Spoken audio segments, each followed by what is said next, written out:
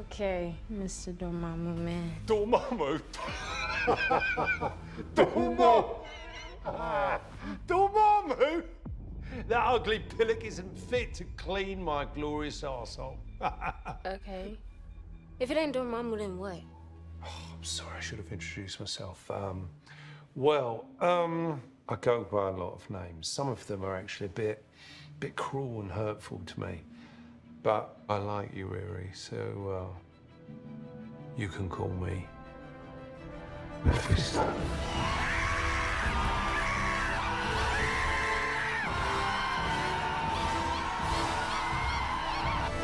მოგესალმებით მეგობრებო, დღეს როგორც იქნა ჩვენ ვისაუბრებთ ბოლო წლებში DC-ს ერთ-ერთ ყველაზე მნიშვნელოვან პროექტზე, რომელმაც დაანონსების მომენტიდან პრემიერის დღემდე ძალიან დიდი მითქმა-მოთქმა და აზრთა სხვადასხვაობა გამოიწვია. როგორც მიხვდით, ეს პროექტი გახლავთ სუპერმენი, რომლის ეკრანზე გაცოცხლებაც ამჯერად ჯეიმს განმა აიღო თავის თავზე.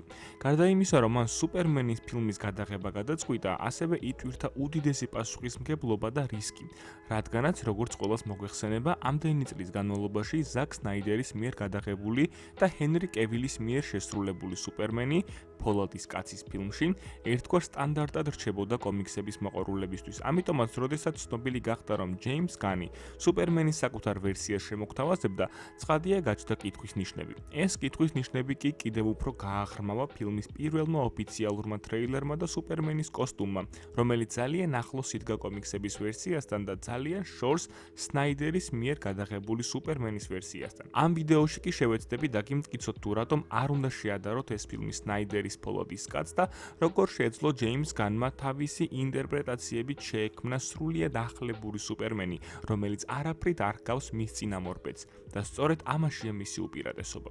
მოკლედ, კარგად მოკალათდით, მოიწონეთ ვიდეო, გამოიწერეთ არხი და შევუდგეთ საქმეს. ჯეიმს განის სუპერმენი, რომელიც გვჭირდებოდა.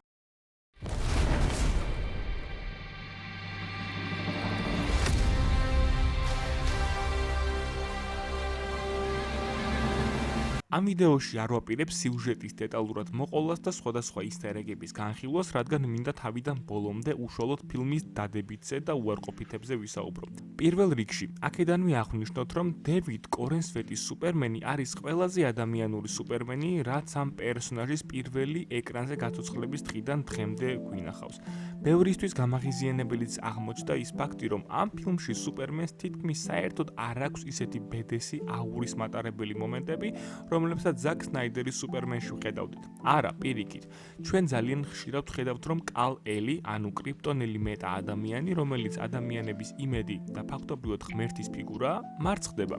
დიახ, მარცხდება და ეს ფილმის პირველ წუთებშივე ჩანს. აშკარაა, რომ ჯეიმს განმა თავიდანვე ამოიღო თავიდან ისეთი სუპერმენის შექმნის იდეა, რომელიც რეალურად ღმერთთან გათანაბრებული ძალებით მოევლინებოდა დედამიწას და ადამიანებისთვის ურყევ იმედად იქცეოდა. არა, სწორედ ამ მომენტში მივხვდი, რომ სწორ ფილმს ვუყურებდი. ფილმის გამხსნელ სცენაში სუპერმენი მარცხდება. რა თქმა უნდა, არ კვდება, მაგრამ მარცხდება, რაც ადამიანობისა და ადამიანის ცხოვრების განუყოფელი ნაწილია. მარცხის გარეშე არ არსებობს არც პიროვნული, არც ფიზიკური და არც მენტალური ზრდა. ცხადია, ამას ვერსაც გავეკეცით და ვერც გავექცევით, რომ სუპერმენის ფილმს ყოველთვის ეს პოლიტიკური ელფერი დასდევს და ჯეიმს განის ფილმშიც კალ-ელი გამოყვანილია როგორც საკმაოდ მნიშვნელოვანი ფიგურა სხვადასხვა ქვეყნების პოლიტიკური გეზისთვის. ფილმი თავიდანვე swams კითხვას თუ ვინ არის სუპერმენი, საიდან მოვიდა ის, რატომ აქვს უფლება თავისი გადაწყვეტილებით და საზომით განსაზღვროს თუ როდის უნდა ჩაერიოს სახელმწიფოთა ომში, რა დოზით უნდა ჩაერიოს, ვის უნდა მიემხროს და ასე შემდეგ. ცხადია, ეს მომენტი მეტად აქტუალურია ქვეყნებისთვის, რადგან სახელმწიფო ლიდერი, რომელსაც ზურგს სუპერმენის მსგავსი მეტა ადამიანი უმაგრებს, ის სახელმწიფო გაცილებით დიდ უპირატესობას ფლობს მოწინააღმდეგე ქვეყნის ლიდერის არმიის და შეიარაღების წინაშე. ამიტომაც სნაიდერი და ჯეიმს განი ამ დეტალს საზიაროდ იღებენ და კითხვის ნიშნის ქვეშ სვავენ სუპერმენის სიკეთისა და ბოროტების საკითხს. სუპერმენის ფილმში არის ძალიან ბევრი სცენა, რომელიც ცდება კომიქს ფილმის საზღვრებს და რაღაც უფრო მნიშვნელოვანს და ცხოვრებისეულს გვასწავლის. აქ არ მინდა სპოილერებიან დეტალებში შესვლა, რადგან ალბათ უმეტეს თქვენგანს ჯერ ფილმი არ უნახავს. ცალკე გამოსარჩევია კლარკ კენტის ურთიერთობა მის არაბიოლოგიურ მშობლებთან. ჩემი აზრით უფრო მეტიც.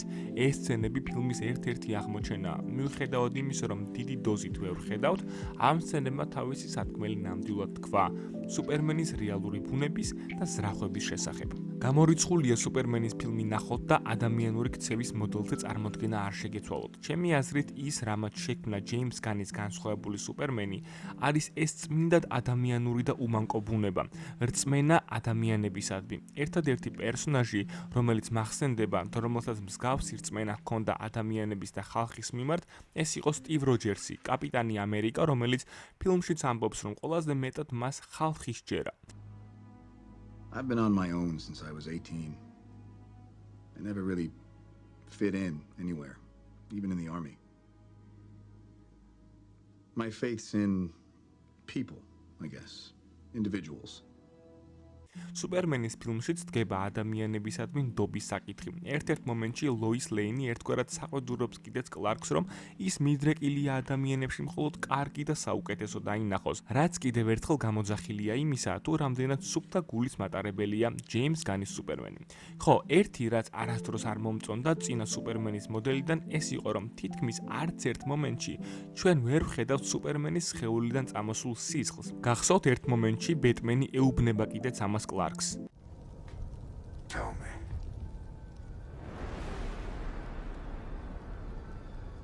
Do you bleed?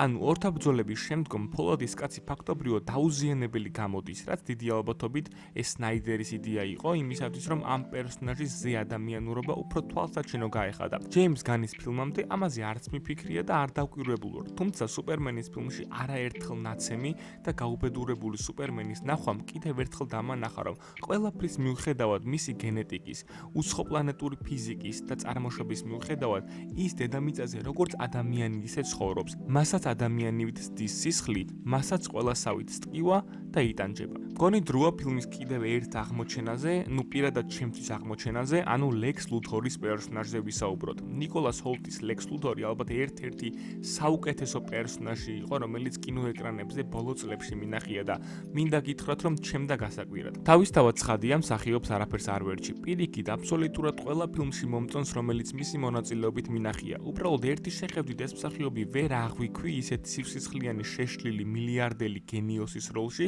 როგორიც ლექს ლუთორია. აუცილებლად უნდა აღვნიშნო, რომ ის ლექს ლუთორი, რომელიც სნაიდერის ვერსიაში ვიხილეთ, ჩემთვის ყოველთვის გაუგებარ და დაუსრულებელ პერსონაჟად რჩებოდა. რა მხრიდან არ შევხედი ამ ბოროტმოქმედს, მაგრამ ვერც ერთი მხრიდან დადებითი ვერ უპოვე. ჩემდა გასახარად ნიკოლას ჰოლტის პერსონაჟმა შექმნა ზუსტად ისეთი ლექს ლუთორი, როგორიც გჭირდებოდა და დისის სამყაროს ჭირდებოდა. ამ ფილმში რეალურად გამოცდა თუ რამხელა ინტელექტის პატრონია ლუთორი. ყველაზე კარგი ის არის, რომ ამას არა მხოლოდ სიტყვიერად, არამედ პრაქტიკულადაც გვაჩვენებენ, რადგან მთელი ფილმის განმავლობაში სუპერმენი ფაქტობრივად ლუთორის მიერ დაგებული ხაფანგებიდან თავის დაღწევას ცდილობს. ფილმმა ძალიან კარგად გადმოსცა და გვაჩვენა, რომ სუპერმენზე არანაკლებად მნიშვნელოვანი პოლიტიკური ფიგურაა ლექს ლუთორი, თავისი შეიარაღების ხარისხით და ფაქტობრივად დაუმარცხებელი მილიტარისტული გამოგონებებით. ეს განდიდების და თაყვანისცემის მანიით შეპყრობილი ფსიქოპატი მთელი ფილმის განმავლობაში ახერხებს და გვიხატავს ბოროტმოქმედს, რომელსაც მთელი გულით სულს სუპერმენი და ყველაფერს აკეთებს მისი რეპუტაციის შესალახად. მოკლედ რომ თქვა, ნიკოლას ჰოლტი არის ლექს ლუთორი, რომელმაც პერსონაჟს სიცოცხლე თავიდან შთაბერა. მინდა გითხრათ, მიუხედავად იმისა, რომ ჯეიმს განის სუპერმენი გაფერადებული სამყაროთი და სიკეთის მუდმივი დემონსტრაციით გვამახსოვრებს თავს, ფილმში ლექს ლუთორს აქვს საკმაოდ ბრუტალური და ბნელი მომენტები, რამაც ეს პერსონაჟი ფილმში სულ სხვა დონეზე აწია და გვაჩვენა, რომ ლუთორი არა მარტო შეშლილი გენიოსი, არამედ სასტიკი ბოროტმოქმედია, რომელიც ყველაფერზეა წამსვლელი მიზნის მისაღწევად. ფილმის სიუჟეტი მეტწილად კარგია. თავისი საბრძოლო სცენებით, მეორეხარისხოვანი პერსონაჟებით, მაგალითად როგორიცაა სამართლიანობის ბანდა. ნამდვილად არ მეგონა, რომ ეს პერსონაჟები ამხელა სიცოცხლეს და ხალის შემოიტანდნენ ფილმში. რატომღაც წარმოდგენა მქონდა, რომ ჯეიმს განს უნდოდა სიუჟეტი შეევსო რაიმით და ამიტომ ჩასვა ეს გმირები ფილმში, მაგრამ ჩემდა საბედნიეროდ სამართლიანობის ბანდა ფილმის ერთ-ერთი ყველაზე კარგი და წარმატებული ნაწილი გახდა.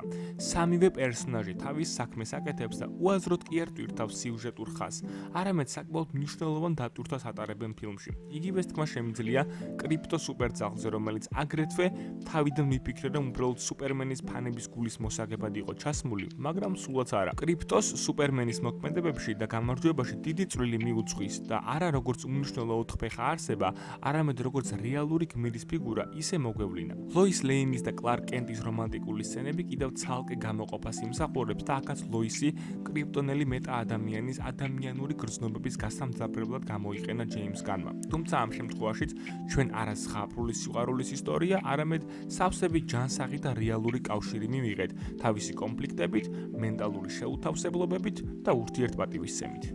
ფილმის მინუსებს რაც შეეხება, ჩემი აზრით დასასრულის კონფლიქტი ზედმეტად მარტივი და ბანალური გზით იყო გადაწყვეტილი. დეტალებში ისე ვერ შევდივარ სპოილერების თავიდან არიდების გამო, მაგრამ ვინც ნახეთ ალბათ მიხვდებით რათაც ვსაუბრობ. ლექს ლუთორის და იმ ორ სახელმწიფოს შორის კონფლიქტის გამოყენება ფილმის დასასრულში უფრო კარგად შეიძლებოდა. საერთოდ ეს კონფლიქტი ორ სახელმწიფოს შორის და სუპერმენის ინიციატივა დაეხმაროს სუსტ მხარეს ყველაფრის ფასად ძალიან კარგი მიგნება იყო.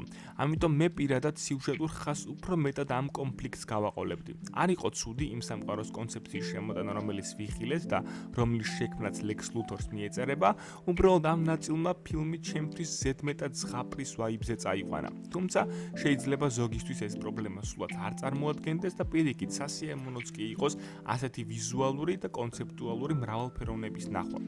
შეჯამების სახით რაც შემიძლია ვთქვა, რომ პირველი რაც არ უნდა გააკეთოთ, არ დაელოდოთ ამ ფილმის საიტებზე დადებას, წადით და დიდ ეკრანებზე ნახეთ ეს სანახაობა. ჯეიმს განის სუპერმენი ნამდვილად იმსახურებს ამას. მეორე, არ წახვიდეთ იმ მოლოდინით, რომ რაიმეს ნახავთ ჰენრი კევილის ფოლოდის კაცის მსგავს. ეს არის სრულიად განსხვავებული ჯეიმს განის ხედვით შექმნილი სუპერმენი.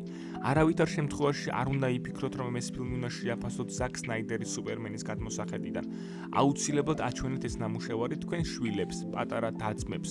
ეს არის სუპერმენი, რომელიც მათ წარმოუდგენია და გმირი, რომლის არსებობაზეც ბავშვობაში ყველა ოცნებობდა. თქვენ კი ვინც ფილმი უკვე ნახეთ, დამიწერეთ კომენტარებში რამდენად კმაყოფილი დარჩით, რა მოგეწონათ, რა არ მოგეწონათ და ასე შემდეგ. ჩვენ კი შევხვდებით შემდეგ ვიდეოში, რომელსაც აქვე დაგიანონსებთ, რომ ფანტასტიკური ოთხეულის შესახებ იქნება და სულ მალე გამოვა. გემშვიდობებით, დროებით, შემდეგ ვიდეომდე.